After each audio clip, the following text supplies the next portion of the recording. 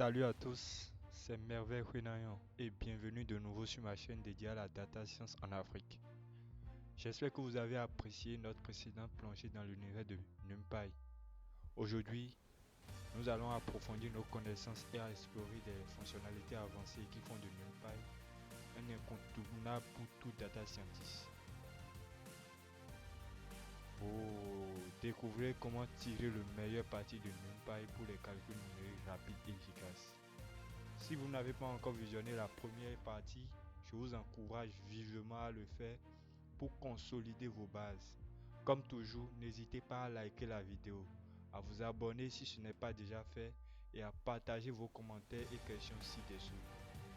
Préparez-vous à plonger plus profondément dans le monde de NumPy. C'est le moment idéal pour mettre en pratique ce que vous avez appris et découvrir de nouvelles facettes passionnantes de cette bibliothèque. Sans plus tarder, commençons la suite de notre exploration avec NumPy juste après le générique.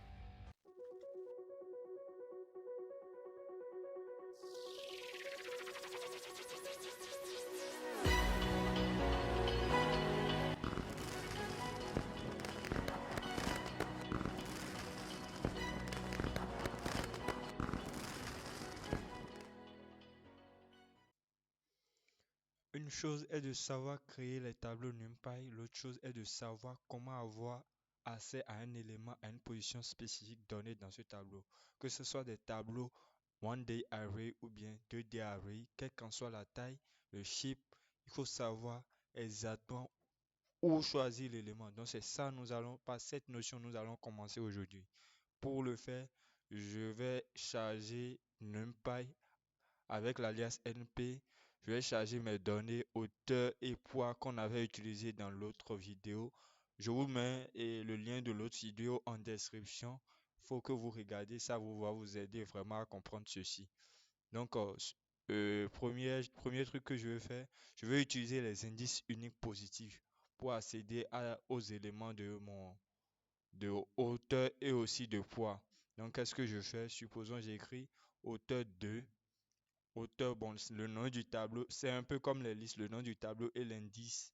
Donc 0, 1, 2, ça compte exactement de la même façon. C'est pour afficher 171. De la même façon ici, quand je mets poids pour les tableaux 2D array, on utilise deux crochets. Le premier représente la ligne, le deuxième le colonne. Donc, premier et ligne, l'index 1 sur la ligne et l'index 3 sur la colonne. Donc ça est 0, 1, je suis ici et maintenant je compte 0, 1, 2, 3. Donc ça devait m'afficher 171 pour le premier et 90 pour le deuxième si je ne me trompe pas. Donc c'est bien et bien ça. Maintenant, si j'affichais hauteur 7, voyons voir ce que ça donne. 0, 1, 2, 3, 4, 5. On n'est pas dans la marge. Voyons ce que ça va nous donner. Ça va dire index error. Donc, il ne reconnaît pas l'index 7. Donc, il va falloir bien s'assurer que les index que vous utilisez, c'est bien dans le tableau. C'est bien défini dans le tableau. Maintenant, on peut aussi utiliser des index, des intervalles d'indices positifs. Donc, supposons quand je mets hauteur 2.2, ça veut dire que je prends tous les éléments de... Voyons, exécutons rapidement et voyons ce que ça fait. Je vais exécuter tout ça. J'exécute et j'explique chaque chose. Donc, premièrement, je suis avec le tableau hauteur qui est ici. Hauteur ici. Et j'ai fait 2 points jusqu'à 2. Donc, ça prend la valeur de départ, c'est-à-dire de l'indice 0 jusqu'à l'indice et 2 moins 1. Et l'indice 2 moins 1, je vais dire. Donc, voyons, ça a affiché ici 165 et 170. 165, 170. Donc, l'indice 0, 1. L'indice 2 n'est pas compris. Donc, c'est un peu l'idée.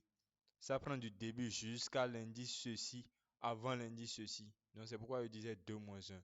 De la même façon, ici, ça va commencer à partir de l'indice 2 jusqu'à la fin du tableau. Donc, 2 points.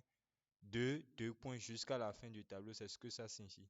Donc, si vous constatez, si je reviens ici, 0, 1, 2. Donc, ça commence à partir de 171, 180, 180 jusqu'à 178. Donc, c'est des techniques pour pouvoir sélectionner des tranches d'éléments dans notre tableau. Ici, c'est que je pars de 2, de l'indice 2 jusqu'à l'avant-dernier. Lorsque je mets 2 points et je mets une valeur, il faut savoir que la valeur est exclusive. La valeur n'est pas inclue. Donc, ça ne prend pas l'indice 3. Donc, ça va revenir à 2 simplement.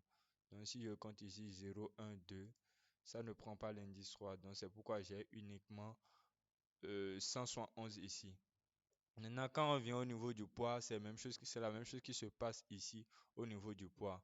J'aimerais afficher ici, quand je mets un crochet comme ceci, la première partie c'est pour les lignes, la deuxième partie pour, bon, regardons ici, début, fin et le pas. Donc, c'est ce qui se passe ici.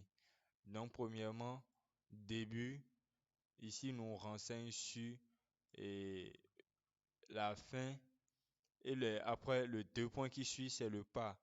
Donc, on veut faire des pas de 2, 2. D'abord, on commence à partir du début pour les lignes, on commence à partir du début jusqu'à, jusqu'au deuxième ligne. Jusqu'au deuxième ligne. Et maintenant, on prend toutes les colonnes, on prend tous les éléments sur chaque ligne, c'est ce que ça veut dire. C'est-à-dire, considère toutes les colonnes et je fais des pas de 2, 2. Donc, si je vais regarder ici, 0, 1, 2, ça serait 2 exclus parce qu'ils ont fait 2.2, donc 2 exclus. Donc, ça, les deux premières lignes. Et maintenant, je prends tout en faisant des pas de 2. Donc, après, je fais 0, 50. Après, 1, 2, 1, 2. Donc, je viens à 78. Donc, ça est 50, 78, 78, 90, si je ne me trompe pas. 50, 56 du moins. C'est des pas de 2, non des pas de 3. Et 1, 2. Donc, 50, 56 et après 78, 59. 78 à 59.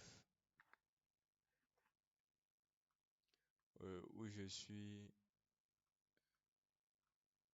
Ok, c'est bien ça.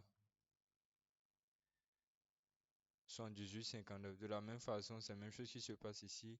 Donc, vous aurez le lien du code du code en description. Vous pouvez l'utiliser et essayer aussi pour voir comment ça marche. Maintenant, par rapport aux manipulations des tableaux NumPy, il est possible de faire des opérations directement d'addition, de soustraction, et ainsi de suite. Donc, je rappelle mon tableau poids de 2D array. Et après, la hauteur aussi, on va faire quelques opérations sur ça. Donc, premièrement, j'aimerais additionner deux tableaux. J'aimerais additionner hauteur NP et hauteur 2, membre à membre. Donc, pour le faire, avec NumPy, si c'était les listes, je ne pouvais pas écrire hauteur NP plus hauteur 2. En faisant ça, comme c'est des tableaux NumPy, ça va faire des additions membre à membre. C'est pourquoi vous avez les résultats là. Donc, return final va contenir 160 plus 165 au niveau de du premier index, ainsi de suite. Donc, c'est ce qui se passe. Et ça, c'est les tableaux NumPy qui nous garantissent ça. Aussi, vous pouvez utiliser plus ou bien utiliser la fonction np.adds. Donc, c'est exactement les mêmes choses ça fait. C'est exactement les mêmes choses. Donc, c'est à vous de voir qu'est-ce qui est joli pour vous. De la même façon, on pouvait utiliser moins, multiplication, ou utiliser les fonctions np subtract, np multiply, np divide, ainsi de suite. Donc, c'est aussi possible de faire la comparaison de deux tableaux NumPy si les deux tableaux sont égaux ou pas. Donc, j'ai mes deux tableaux int et y. Donc, quand je fais np equal int y, je vois si 1 est égal à 4, ça m'écrit false. 8 est égal à 8, true. 3 est égal à 1. Donc, c'est comme ça fait. Ça vérifie l'égalité membre à membre. Et il faut s'assurer que, bon, on va ajouter un élément ici, c'est-à-dire les tableaux ne sont pas de la même taille. Qu'est-ce qui va se passer? Rapidement, il y aura des erreurs. Donc, il faut s'assurer que les tableaux aient les mêmes tailles, les mêmes dimensions. Sinon, vous aurez immédiatement des erreurs. Donc, j'ai aussi la fonction note equal pour vérifier si les deux, pas membre à membre, est-ce que les données sont pas les mêmes choses. Donc, note np less equal, np greater equal, ainsi de suite. C'est pour pouvoir voir est-ce que c'est moins 2 c'est inférieur membre à membre ou bien c'est supérieur membre à membre. Ou bien NP array equal. C'est-à-dire pour carrément vérifier si tout le tableau c'est les mêmes choses partout. Donc c'est un peu ce que comparaison de l'intégralité du contenu des deux tableaux. Donc c'est un peu ce qui concerne la manipulation des tableaux. Vous pouvez faire des additions, vérifier si et les deux tableaux sont les mêmes et le reste.